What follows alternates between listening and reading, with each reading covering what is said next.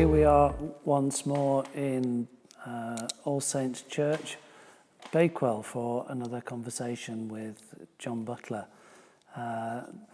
John, we're approaching the Easter time, not just here, but all over Christendom. And as we approach the Passion, one of the events that we're all familiar with is when Jesus was brought before Pilate. And at the end of their exchange, Pilate asks the rhetorical question, what is truth? But Jesus, it's recorded anyway in John, he gave no reply. So I'm going to pass the baton to you and ask you at this season of renewal, well, death and renewal, actually, what is truth? Well, who am I in comparison to presume to answer?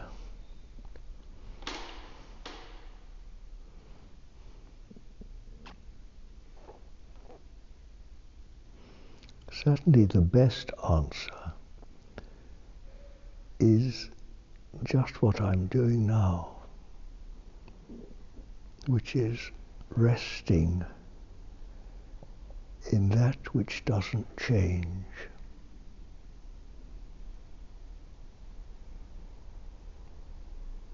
What I often refer to as the stillness,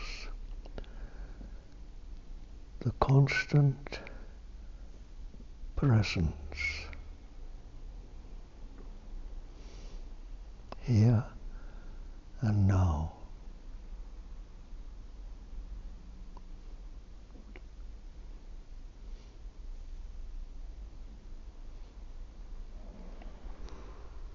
And I think anything I say about it really risks providing a diversion from the actual living experience of it, because people will tend to hang on to the words rather than actually be still.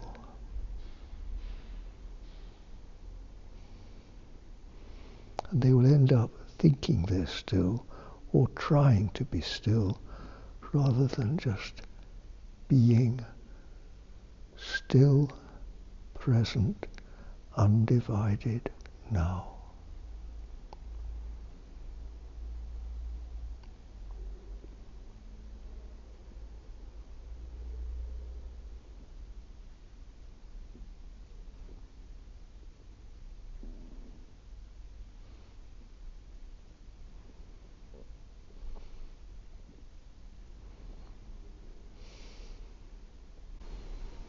Can I give a better answer than that?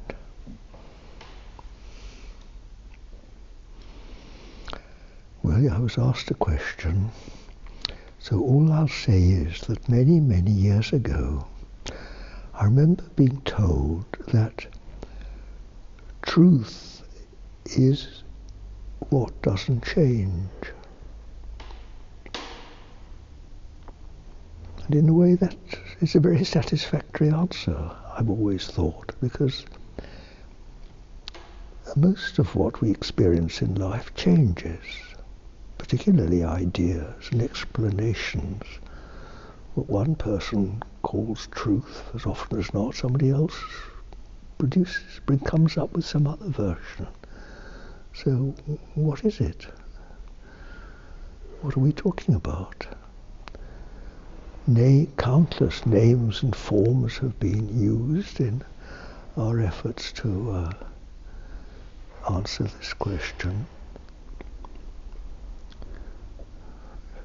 none of which I suppose have ever really rung completely true for me. So I've never come to a better answer. And truth is that which never changes. And what and where is that? Well, it's right here, isn't it? It's this unchanging stillness.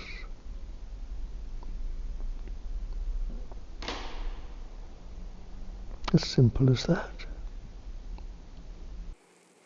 So could you say, John, that truth is not about words that ring true, it's about being true? Yes, I'm sure that is so. But rather than say no to words, think of the words of Jesus. I am the way, the truth, and the life. Now, all right, come back here then. This unchanging stillness, because isn't that what I am? And what you, the listener, is also. It's the truth of everyone, isn't it? I am, or rather, truth is what I am, you could put it that way. In other words, we are that unchanging.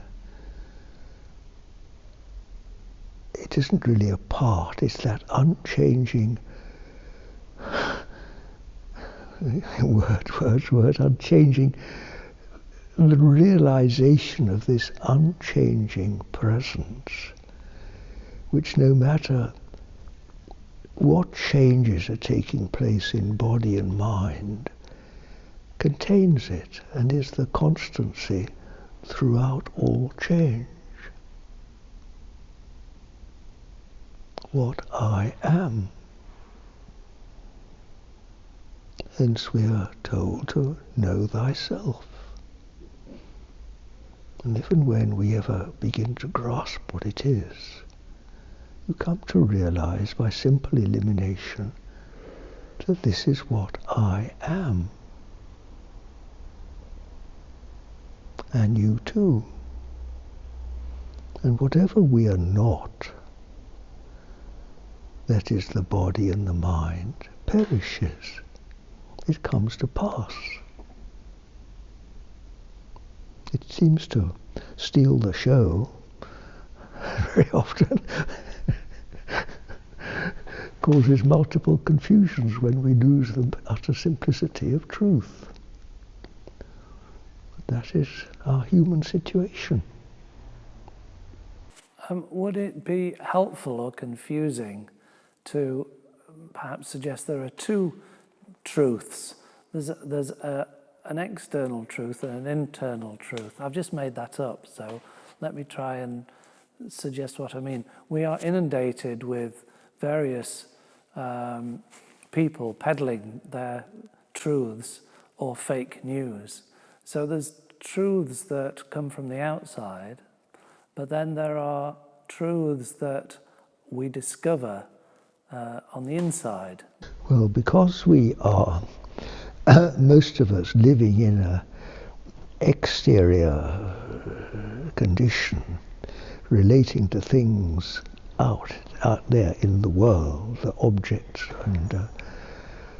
and sights and sounds and things of the world, the ideas of the world. This is where we start from, and perhaps it's not everyone who can sort of stop even for a moment and take on board what I'm trying to convey. So there are obviously steps in the process of realizing the truth.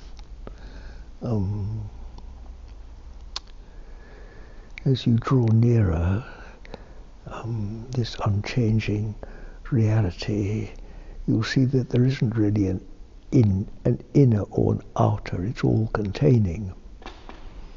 Inner and outer is an aspect of duality which we leave behind. If this wasn't being recorded, I would say that's peed on my bonfire then.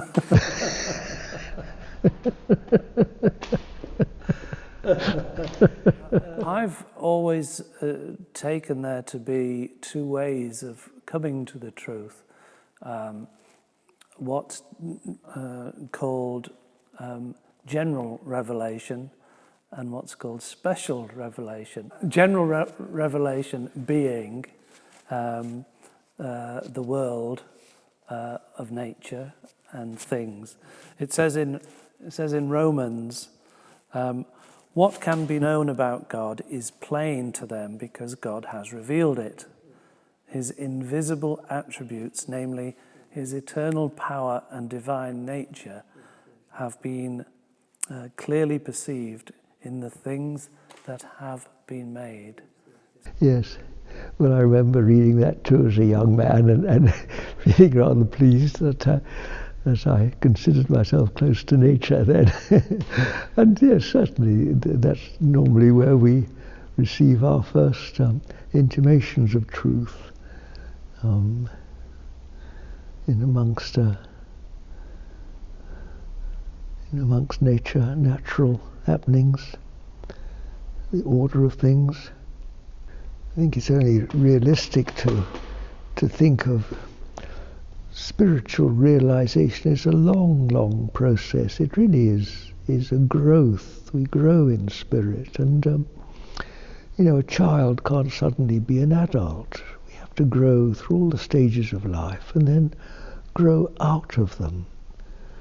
And we can't really grow up too soon. We can't hasten the processes of nature.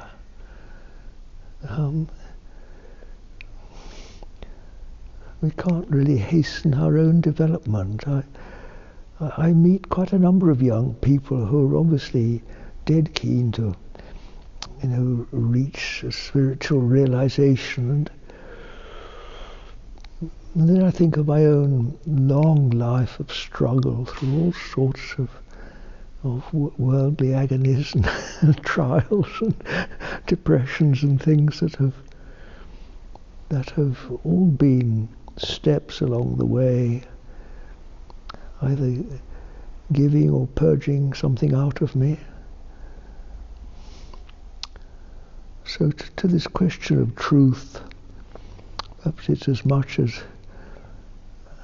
what I could take when I first heard these words was to remember them, but then it took me many years to be able to speak with the confidence that I do now, and actually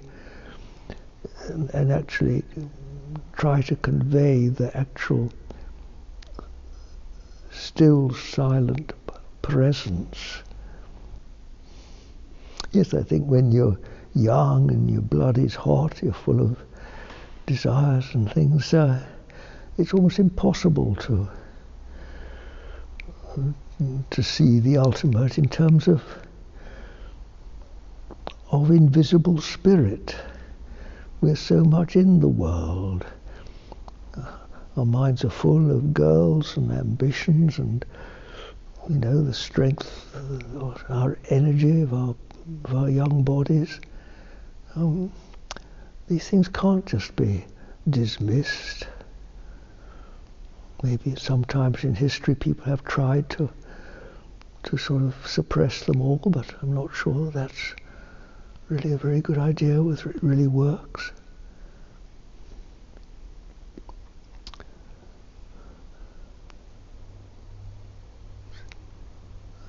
Sufficient maybe just truth is that which doesn't change.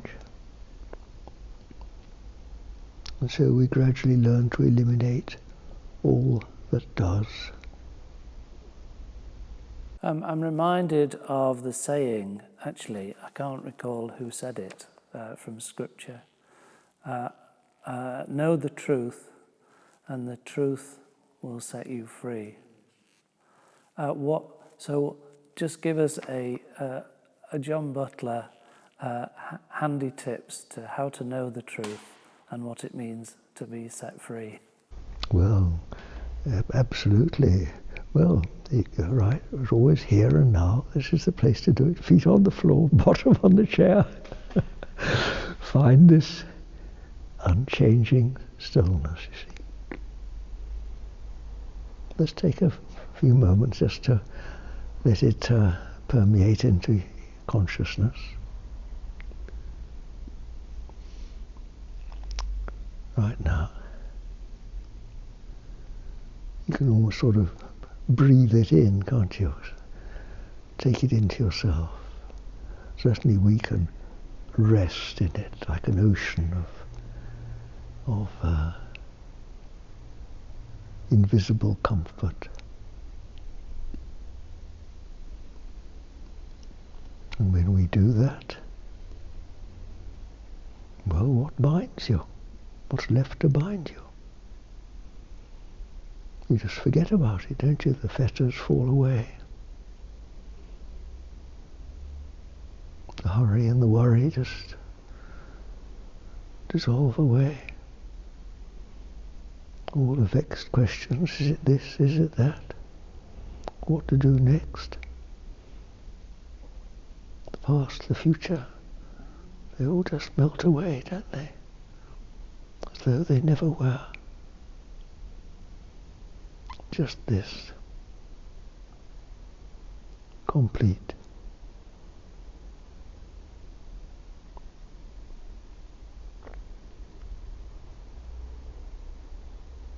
No doubt, no question.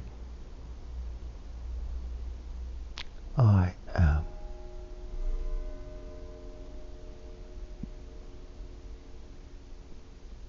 The clock chimes in unchanging time.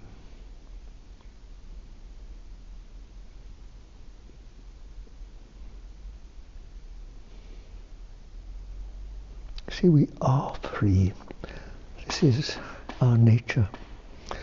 Totally free. There is no bondage whatsoever other than the attachments of our own minds. The I am this or that. I am an old man sitting in rather a cold church, trying to answer questions. You see, all that is, in a way, the performance, isn't it? Performance. It's the form, the name and the form of the nameless and formless truth that is what I am.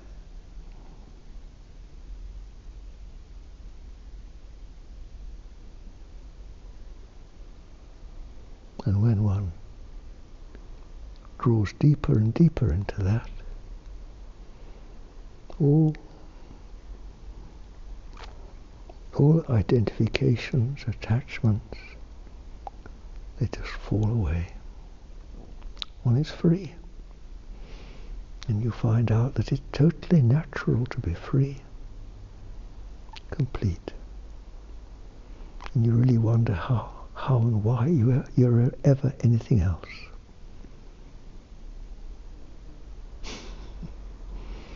In fact, all one's previous life, it seems really, you can smile at it rather like a child's nursery. The nursery of this world, before we grow up into reality.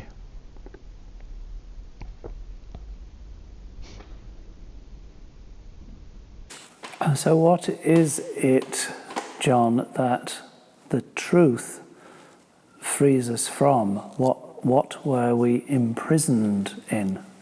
Look, I've often demonstrated like this, haven't I? This is forgetting. Here you are, look, I've got a man called John Butler. You've got a man called Phil Shankland. Etc., etc., etc., with a life story, with a history. Everybody has their own story which they've got together over this many years. This is what binds. Now, meditation is primarily an exercise in letting go.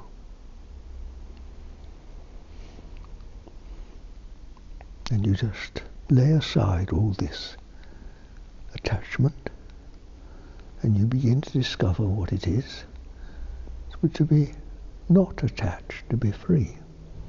Just sort of little infant steps in freedom. And gradually, with practice of letting go, and it's also, this practice is served very well by just what's called the outer turn of meditation, which is simply being present, i.e. feet on the floor and all the rest of it, listening and looking, which also serves to release this attachment to past and present and our this ego possessiveness. So we get tastes of freedom, sometimes a little more or less, and gradually we come not only just to come out occasionally and then go back again, but to stay out nearly all the time, so that we're much more like this than like that. And then the sort of, you get the bit between your teeth. You begin to feel, well, this is really what it's all about. What am I messing about doing this? And gradually, I suppose I'm always a bit nervous of saying I'm there, but I don't suppose I could talk about this with such conviction if I didn't actually experience it. I've had enough practice. And it's so much more real to be free than to be like this, shut up in a little cocoon called John Butler. And so I look forward with great confidence to laying down this mortal burden and sailing off like that lovely song, "Don't Fence Me In Any Longer." Ride off into the sunset. Bye-bye.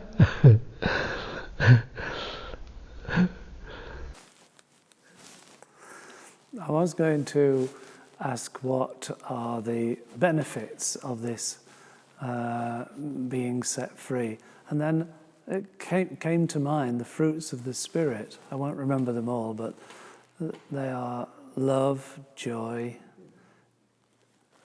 peace, patience, kindness, not wanting to get your own way.